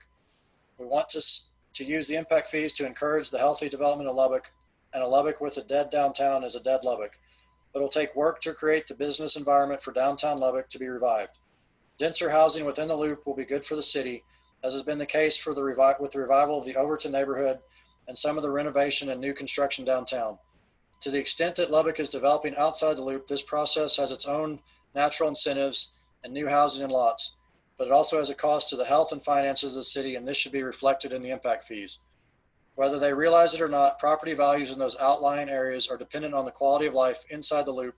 If the heart is healthy, so will be the body. Jonathan Wynn lives at Avenue J and 15th Street, current resident of Lubbock. I'm writing today to ask the committee to consider maximum impact fees on new developments outside Loop 289 and no impact fees on new developments within Old Lubbock. As a resident of downtown Lubbock, I observed the deterioration of my neighborhood and those in which it neighbors in comparison to the affluent neighborhoods of South and West Lubbock. This brief letter seeks to advocate for any new development outside Loop 289 to carry their own weight, that these developments will be budget neutral to the rest of Lubbock concerning long-term costs. This process begins, I believe, with other members of the Lubbock community, with maximum impact fees across the board for new Lubbock subdivisions and none for Old Lubbock. We must view impact fees in the bigger picture of new capital improvements in the expanding city of Lubbock. It is one tool of many that we must use to stop the exploitation of Old Lubbock so we can use our limited resources for revitalization. For these reasons, I ask the committee to consider maximum impact fees on new developments outside Loop 289 and no impact fees on new developments within Old Lubbock. Nadia Flores lives at Frankfurt and 101st Street, been living in Lubbock for the past 8 years. I'm writing today to ask the committee to consider maximum impact fees on new developments outside Loop 289 and no impact fees on new developments within Old Lubbock. I believe that the city of Lubbock should stop neglecting to invest and to encourage development inside the Loop 289 and in the east side of Lubbock. Lubbock has historically been a segregated city due to racist ordinances, which have caused extreme economic and racial inequality.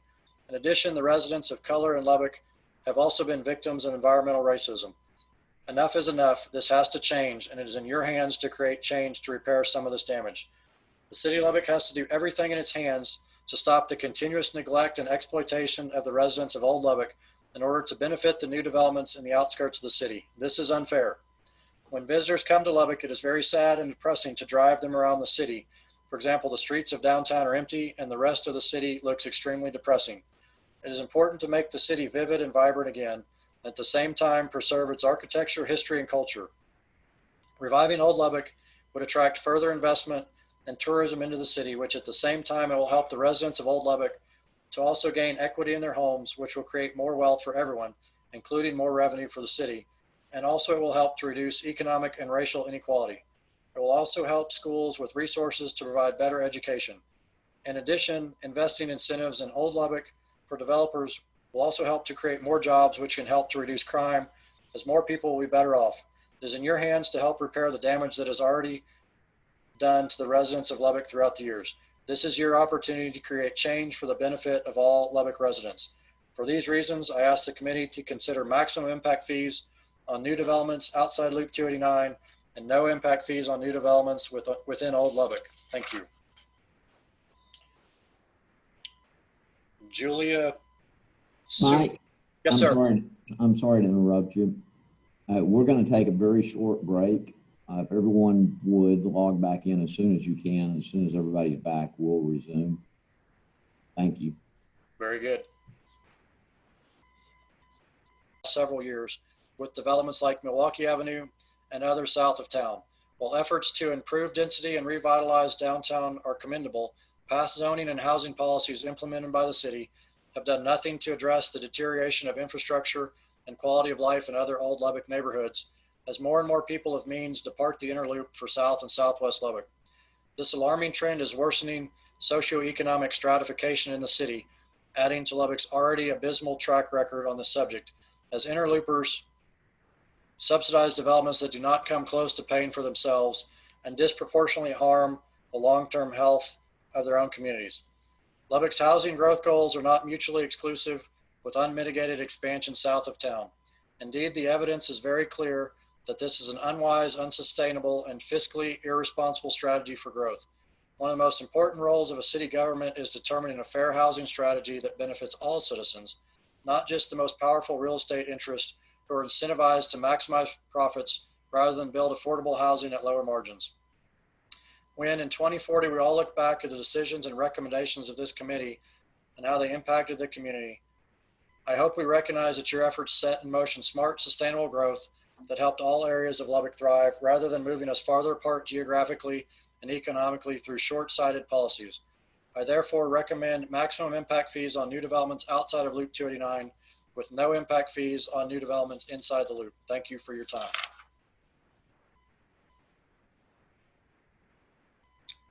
John Gibson, 19th and Quaker. I live in the neighborhood behind the 19th and Quaker United Market Street. Our former mayor, Wendy Sitton, and I share an alleyway. I am writing regarding the impact fees being proposed. What I want to know is quite simple. Lubbock's leaders preach a gospel of low taxes, spurring economic growth. If that is the case, why do our city leaders not lower taxes, or in this case, impact fees for the parts of the city that need economic development the most? I have lived in Lubbock for the past 27 years. When I moved here, there was a deteriorating downtown core with 82nd Street to the south and Frankfurt Avenue to the west being the limits of the city. Since then, the city has seen a lot of growth, but that core deterioration has grown even more. Schools on the east side have been bulldozed and nothing to replace them. Downtown buildings are abandoned. Businesses on the north and east side are operating dilapidated buildings due to lack of capital investment. The west side of Lubbock is deteriorating too. Abuelo's Taqueria is gone, Stella's is gone, office parks are emptying, community doctor offices have closed. How long until the new hospital in far southwest Lubbock results in the closure of the facility on 50th and University? It's not that people have left. The houses are still occupied. The streets are still full of cars, but the investment in the people has left. The message sent by the city is clear. Move your business to the southwest and old Lubbock will still drive to your shiny new office building for a doctor's visit or to talk to a banker about a car loan. A city's character is made up in the collection of its neighborhoods. Right now, Lubbock's character is like a person with mental problems. Lubbock is like an old beat up cowboy wearing $1,000 boots. We need the rest of Lubbock to be cared for. We need you to advise that maximum economic fees be imposed on the newer areas and no impact fees on any area inside Loop 289, since that is the area that most needs economic development.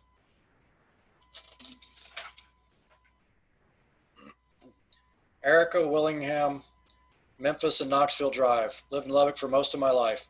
I'm writing you today in regard to impact fees. I ask that the committee implement maximum impact fees on new developments outside Loop 289 and no impact fees on new developments within Old Lubbock. As a mother, I try to instill in my children the value of being a good steward.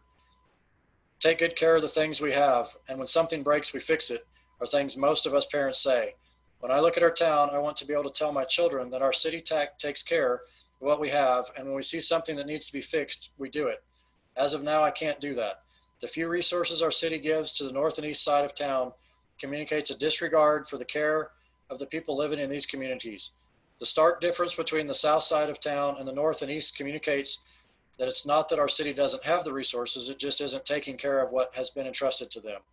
I have faith that we can change this. With maximum impact fees on new developments outside Loop 289 and no impact fees on new developments within Old Lubbock, newer neighborhoods can begin to carry their own weight, and we can put more resources toward the betterment of the older neighborhoods of our city, in our city.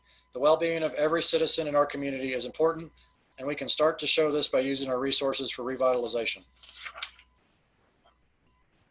Chad Wheeler lives at 21st and Avenue V, has lived in Lubbock for the past 15 years. I'm writing today to ask the committee to consider maximum impact fees on new developments outside Loop 289 and no impact fees on new developments within Old Lubbock.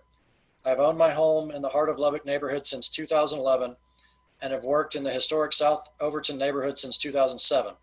My home was originally built in 1941, was owned and occupied by one couple before our purchase. They lived in this home for 70 straight years. They planted beautiful trees, cared for and added to the original craftsman style, raised their kids, cared for their grandkids in this home, and lived a full life well into their 90s in this home. They invested deeply, cared for, and improved what they had. I believe they're a model for Lubbock's successful future development. In my short time in this neighborhood, I have noticed a disparity in resources devoted to the maintenance of the neighborhoods compared to new subdivisions across town. The heart of Lubbock is at risk of continued decline and abandonment without a strategic course correction, the kind of course correction that you can influence. I believe that we must protect and preserve what we have. Like my home's previous owners, I want to live in the beautiful heart of Lubbock neighborhood with my family for many, many years. Please help us preserve the beauty of Old Lubbock by strategically incentivizing investment and revitalization of what we already have. For these reasons, I ask the committee to consider maximum impact fees on new developments outside Loop 289 and no impact fees on new developments within Old Lubbock. Amanda Muslow at 21st and Avenue V. I'm writing today to ask the committee to consider maximum impact fees on new development outside Loop 289 and no impact fees on new developments within Old Lubbock. My husband and I own a home in the heart of Lubbock neighborhood at 21st and Avenue V. We have witnessed many homes being allowed to deteriorate due to gross negligence. Many of the homes in that neighborhood are owned by property management companies that are not based in Lubbock. They are very hard to contact. Upon researching a home next door to us, we went on a giant goose chase. There was not a business address or phone number we could contact to file a complaint, as the property management companies seemed to be owned by another property management company. I don't know how many different companies we ran across before we decided to just report it to the city. In the time it took the city to respond, the homes were left vacant and vandalized. We even had to call the fire department to put out a fire from inside one of the houses. In addition to this, sidewalks in the entire neighborhood are sparse and are falling apart. Alleyways are not maintained well at all. Several dumpsters get rifled through, causing massive amounts of trash to pile up. There have been attempts at self-organizing by the neighborhood to clean up, but it's too big of a problem. The people who live here couldn't keep up. Heart of Lubbock is a wonderful historic neighborhood that deserves to be cared for and maintained. These neighborhoods need the city's help. We don't need to be focusing on developing New Lubbock unless New Lubbock starts to pull its own weight. It should be a priority to care for and be proud of Old Lubbock instead of continuous expansion and incessant subdivisions. We need to think about the future of Lubbock. We need a thriving city center. We need to value the property in Old Lubbock instead of allowing it to decay in favor of too many subdivisions elsewhere. We must view impact fees in the bigger picture of new capital improvements in the expanding city of Lubbock. It is one tool of many that we must use to stop the expansion of Old Lubbock so we can use our limited resources for revitalization. Nick Richards lives at the cross-section of 80th and Banger Avenue, a lifelong resident of Lubbock.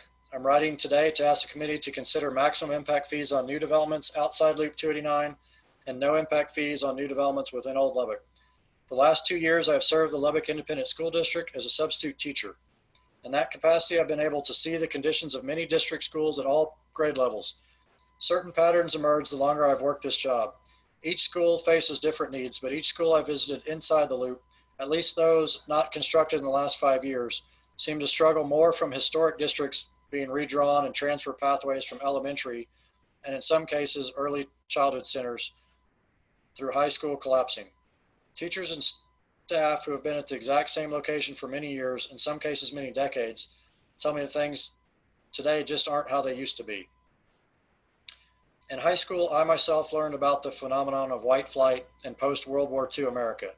Seeing the state of our district schools today, I am left with no other conclusion than these struggles I witness every day on the job arise from a white flight of our own in Lubbock, out of the heart of the city to the south and west towards Lubbock, Cooper, and Friendship. As Lubbock continues to expand, the cost of growing pains should not be placed on the backs of those in Old Lubbock, who by all accounts have their hands full already. I would like to someday look back on this growth and celebrate it. But if we do not act now, the city will be letting down the many thousands of children who live inside the loop. And I dread the day when another education opportunity falls through the cracks for the have-nots, only to serve those who have always historically been their haves in our community. I know I cannot be the only citizen who feels this way for a multitude of reasons. It is in my interest for a better future for those already here, and in the spirit of true entrepreneurship and economic pioneers paying their own way forward, that I once again recommend the committee consider maximum impact fees on new developments outside of Loop 289 and no impact fees on new developments within Old Lubbock. Thank you for your time and consideration. We've got Bo Pelia, who lives near 82nd Slide, just south of Loop. My family and I joined the Lubbock community in 2017 when I was hired as Texas Tech faculty. We hope to make Lubbock home for many years. I'm writing today to ask the committee to consider maximum impact fees on new developments outside Loop 289 while imposing no impact fees on new developments within Old Lubbock. Recently, I began volunteering with Lubbock Meals on Wheels. My children often ride with me as we deliver meals to our elderly neighbors throughout the northeast corner, inside the loop, and by the airport. The difference between those neighborhoods and our own is so striking, even my 9 and 11-year-old children recognize it. This has led to some tough conversations about why that might be. And they're getting tougher, because the more I learn about city planning and city governments, the more I realize we residents and our representatives are making choices about whose neighborhoods we will advocate for and those we will neglect. I've learned that the growth and amenities of wealthier neighborhoods like mine and newer developments come at significant cost, usually through neglect to older and often predominantly minority neighborhoods like those in East and Northeast Lubbock. We like to think of ourselves as paying our fair share through taxes, but we're always fighting to keep those low for ourselves. And too often the combination of support of our newer neighborhoods plus lower taxes leads to other, often older and minority neighborhoods being underserved. Even if no one intends for this to happen, this doesn't sit right with me. I know changing the impact fee structure won't fix everything for everyone overnight, but is one way for those of us outside the loop to begin supporting sustainable, equitable growth for all of Lubbock. I know it won't be easy, but I'm tired of communities leaving some of their people behind in favor of others by prioritizing the interest of developers with little capacity or incentive to support equity and sustainability for all residents. For these reasons, I ask the committee to consider maximum impact fees on new development outside Loop 289 and no impact fees on new developments within Old Lubbock. Susan Gillette, 4412 14th Street. I'm writing you today concerning impact fees on new construction outside of the loop. I want to add to the discussion some awareness of the impact climate change has on our community. In spite of the strong scientific consensus we have that the climate is warming, that humans are causing that change, that the impacts are everywhere and growing stronger, and that we already have the tools to mitigate that change, our policies do not yet reflect that we have a problem. That lack of effort is for a large part because of the fear that the solutions will crush business, destroy our economy, and trample on our individual rights and liberties. Nothing could be further from the truth. I propose that the solutions make fiscal sense as well as sense for the welfare of our community. I care about climate change because I know how much it will impact all of us, and because the biggest impacts will disproportionately be borne by those who are least able to afford it, those in the lower income neighborhoods and people of color. These are the same people who will be disproportionately harmed by the reduction in city funds because of lost impact fees for the new developments in South and West Lubbock. I feel strongly that new developments should bear the financial burdens that come from their choices and their contribution to urban sprawl and the inherent increased use of carbon. Building new neighborhoods rather than investing in affordable housing in existing neighborhoods adds financial burden on us all and diminishes the quality of life in Lubbock now and for many generations to come. There's little understanding about global warming in Lubbock, but the Yale program on climate communication and climate opinion polls show that 53% of Lubbock citizens say that local officials should do more to address global warming. Of the rest, 28% did not have enough information to have an opinion, and only 19% were opposed to the concept. We need our local officials to start leading in this direction. Though we can each reduce our personal carbon use, the largest contribution we can make will be at the policy level. We can choose to work on mitigating the problems of climate change now by building greener and more sustainable neighborhoods. We can choose to build adaptations to the coming changes and improve our quality of life. If we refuse to do these things, we'll be left to suffer the considerable consequences. For the sake of our children, I urge you to do your research concerning climate change and city planning and make choices based on the best science available. And the final comment, Adam Mulsow lives at 49th and Quaker, been a Lubbock resident for 22 years. I'm writing today to ask the committee to consider maximum impact fees on new developments outside Loop 289 and no impact fees on new developments within Old Lubbock. Much of my time in Lubbock has been spent in the heart of Lubbock neighborhood, where we have seen the difference that choosing to invest in a neighborhood can make. While major investments from the city have been scarce, the impact of even smaller projects have been impressive. Within the last few years, Stumpy Hamilton Park has had new drainage installed, new lighting added, trees planted, and picnic areas built.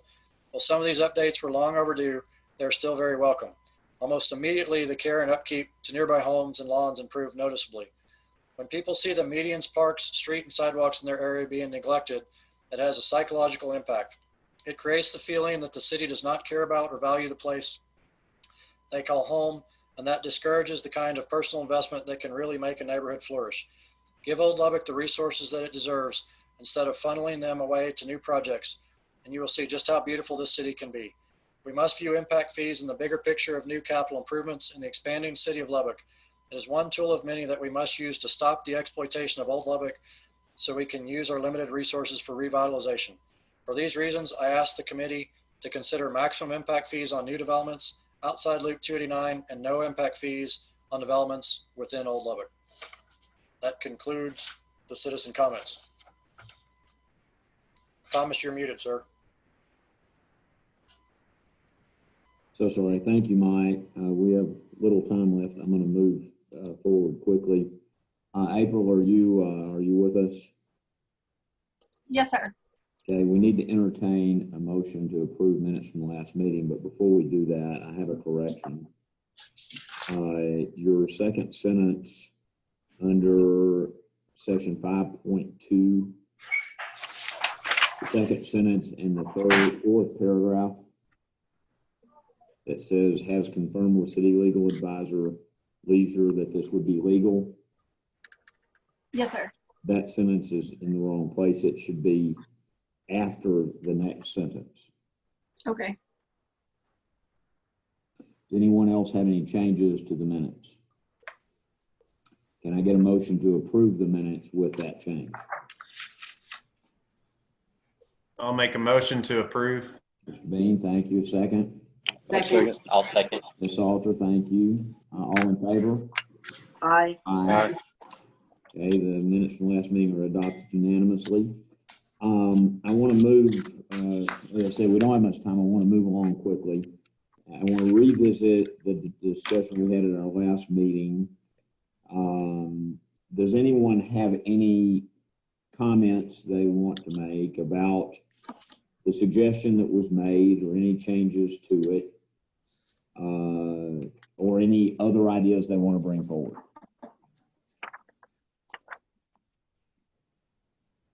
Okay, with none, I'm going to move forward. The next thing on our agenda that we were planning to talk about today was the issue of all the rest of the impact fees.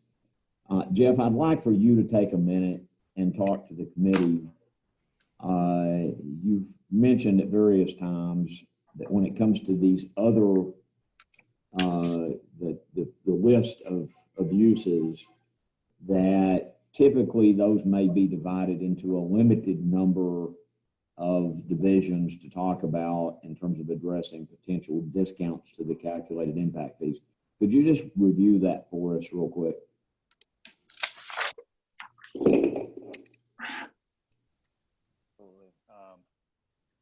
The many communities, Jeff, your volume is way down. many communities view other impact fees in relationship to on the non-residential side is that a lot of times what many communities we work with is they recognize that the allocation of the tax credit 50% is really geared towards ad valorem taxes, and they recognize that non-residential benefits the city through sales tax. So that's a lot of the recognition when they're looking at non-residential is the other benefits that non-residential might bring, jobs and sales tax. So that's why when you see some of the communities we had illustrated example communities, they had some reductions for non-residential is really towards the recognition of the potential employment and sales tax that those jobs bring. Is that a detailed enough summary, or do you want a little bit more detail than that? I think those comments are about what I would call commercial land. Commercial, yes. But there were several divisions, commercial, Sure. and then there were 2 or 3 others. So for non-residential, that's kind of how they lump them for. It's really the benefit of jobs and that, but there's really 4 different categories that most cities look at. The first category being residential, which we talked about last time. The second category being industrial, which is your large warehouses, your manufacturing, your somewhat your lower chip generations. And, you know, many communities do and try to, one of the examples we used for you, Denton, was an example where they want to encourage industrial near their airport. That was in their comprehensive plan, which most communities look back at their comprehensive plan. And so they said, our comprehensive plan said that we want to have industrial around the airport. So they tried to incentivize or reduce industrial. The other category would be office. Those are your service categories. Those are the ones that are providing professional services. In the study, it's called service. So that is one. I'm not familiar with a city that's outside of the standard reduction that actually specifically targeted office, but the service category. And then the retail category, which is the commercial development we talked about before, which is largely predominantly towards the sales tax and employment that they contribute. But those are the four categories: residential, basic, which we call industrial, service, which we call office, and then retail, which we could call commercial. Great. That's what I was after. Thank you. Do you have any documentary evidence that would provide to the committee the relative strength of these various categories? And let's leave residential out. We've talked about it a lot. But in the market in Lubbock, in terms of which ones of these, industrial, office, and retail, are stronger relatively, and which are relatively weaker?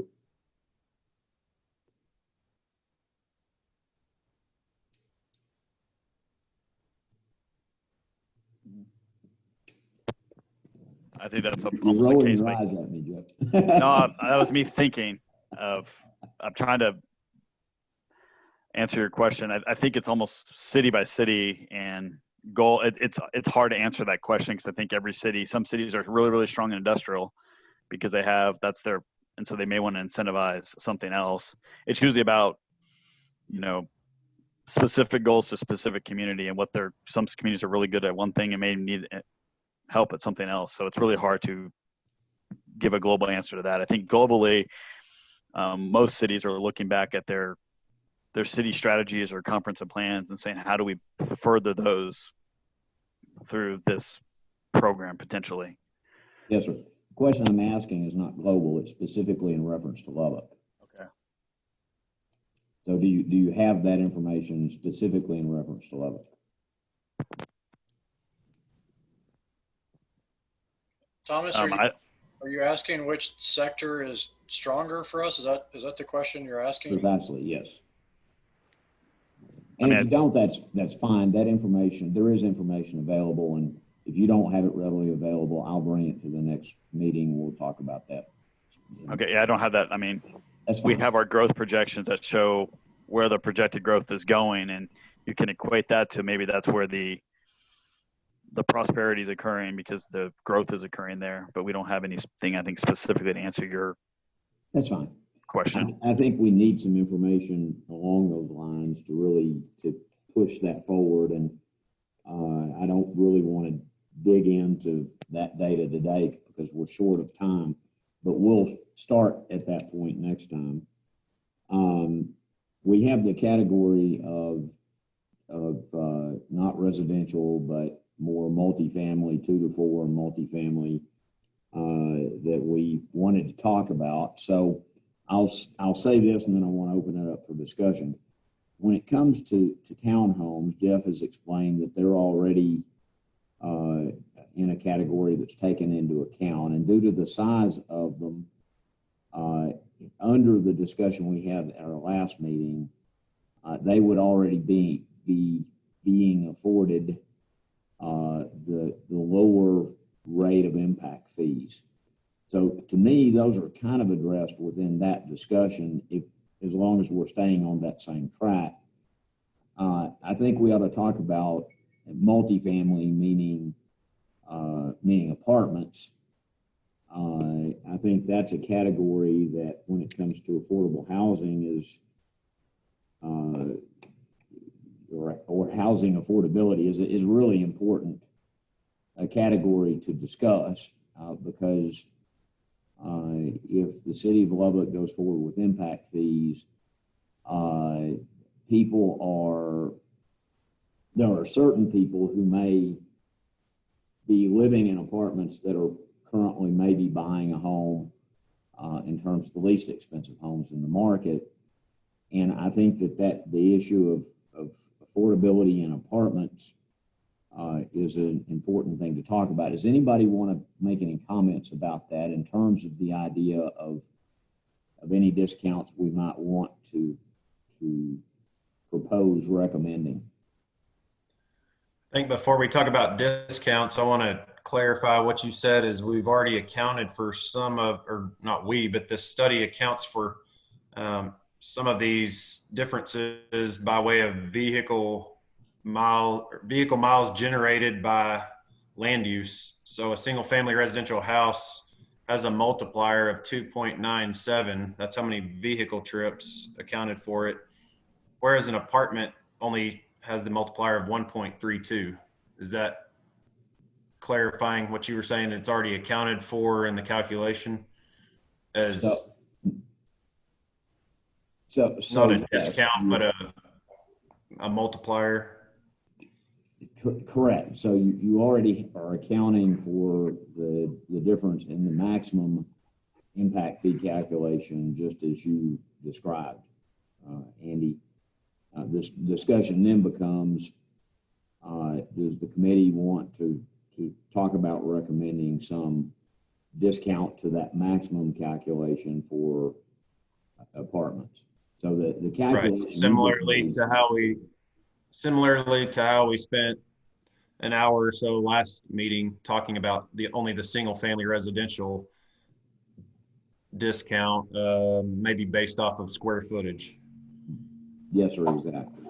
So how would you define, you're asking the committee, how would you define a discount for housing affordability off of the apartment category, for example? That's exactly right. And then next time we'll talk about the industrial and the office and the retail. Right now I'm trying to focus on the apartment part of that picture. So yes, just as you said. Could an option be to use the same methodology, just like the average square foot per housing unit within the apartment complex? You know, if that's over a certain amount or under? Katie, I'm not an apartment expert. I don't think that that's going to be particularly feasible because you don't have the same kind of variance in the size of apartments. I mean, I know some vary, and there are some more expensive apartments and some less expensive apartments, but I'm not real sure that there's a place to make that distinction. Not that you couldn't, I'm not sure there's a way to do that where there's a logical place to draw a line in that picture. Does that make sense? Absolutely.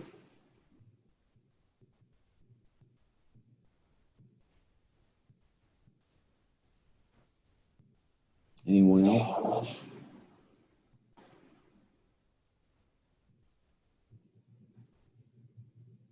Maybe is there a typical number of units associated with this, our multiplying factor? Katie, I have no idea. I'm just throwing ideas out. Yeah, the calculation is made based on essentially a per door impact fee. And so that's kind of already built in. So if you've got an apartment complex with 200 doors, it's going to have an impact fee based on 200 doors. If you have one that has half that many, that's already sort of baked into the calculations. Correct, Jeff? Correct. The other thing to notice is apartments are kind of broken into three categories: low rise, mid rise, and high rise. Low rise, the 2-story buildings or less, like the quadplexes or et cetera, the smaller apartment complex, they're at a different rate. If you will, the high rise is the lowest amount. So the more units you have, there is a different factor for that. So there are three categories for apartments right now. That's kind of built into what Thomas was saying, not only to the units. So the question is whether or not we would want to recommend some discount to the maximum calculation. And I'll say this, I'm going to kind of leave that question on the table for our next meeting. We're really at the end of our time today. But so we'll start at that point. So next time we meet, we'll address the question of potential discounts to the maximum calculated rate for apartments, industrial, office, and retail developments, and that's going to get us considerably further up the road in terms of kind of putting the question of roadway impact fees to bed. Does anybody else have any comments they want to make before we adjourn today? Bearing in mind that we are not allowed to respond to public comments, so I don't mean that. I just mean comments of your own that you want to make about where we're at in the process or where we're headed at the next meeting, or any suggestions you might want to make.